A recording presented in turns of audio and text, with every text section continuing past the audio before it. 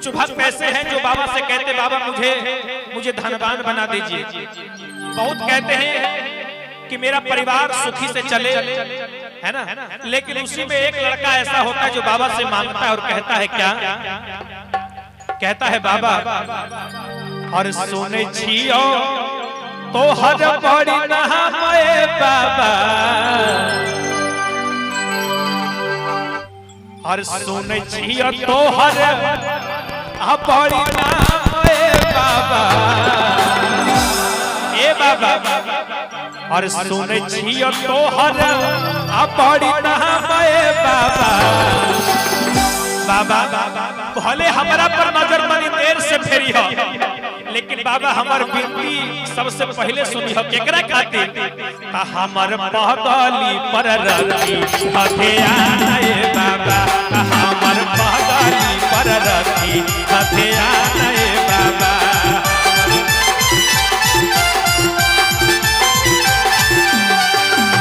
सुनै छियो तोहर बड़ी नहाए बाबा,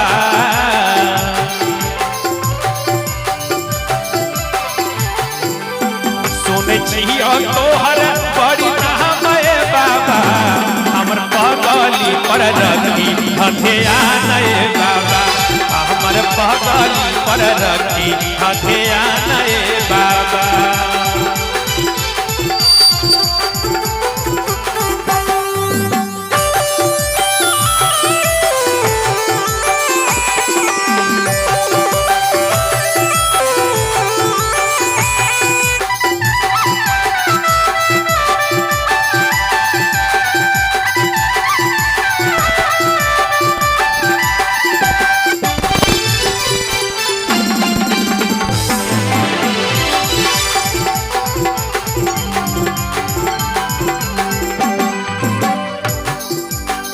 कहता कि बाबा हमर पगली पर रखी हथियाए बाबा, बाबा हो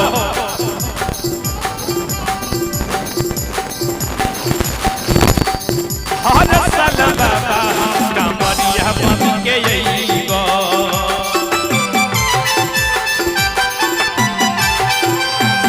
हर साल बाबा हो कमरिया बन के अइबो।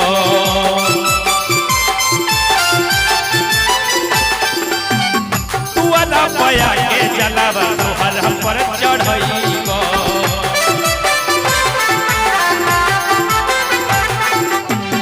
सुल्तानगंज से भर के जलावा तोहर पर चढ़इबो।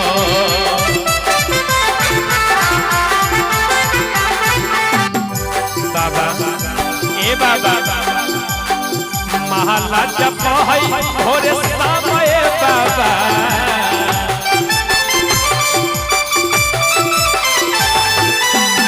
माला जप है भोरे साढ़े बाबा, हमर पगली पर रखी हथियाए बाबा, हमर पगली पर रखी हथियाए बाबा।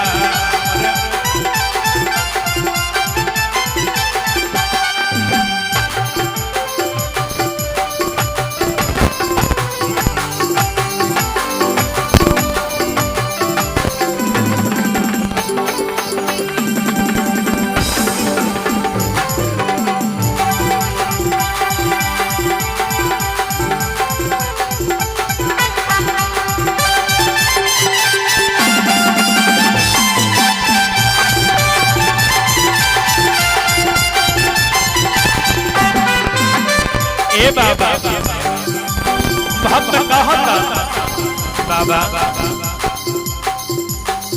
सावन भादो 2 महीना तोरे नगर में रहबो,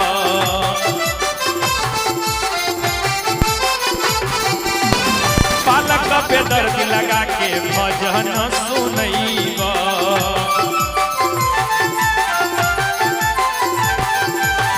सावन भादो 2 महीना तोरे नगर में रहबो, पालक पे दर्द से भजन करइबो।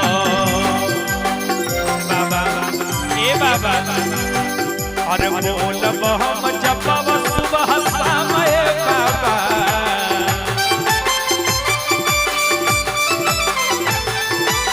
बोलब हम जपब सुबह शाम बाबा,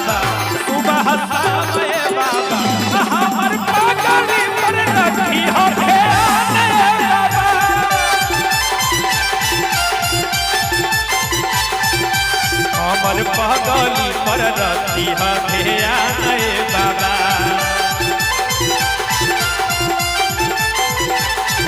ओ हमर पगली पर रखी ध्यान, हमर पगली पर रखी ध्यान बाबा, हमर पगली पर रखी ध्यान बाबा। कि हमर पगली पर रखी ध्यान बाबा।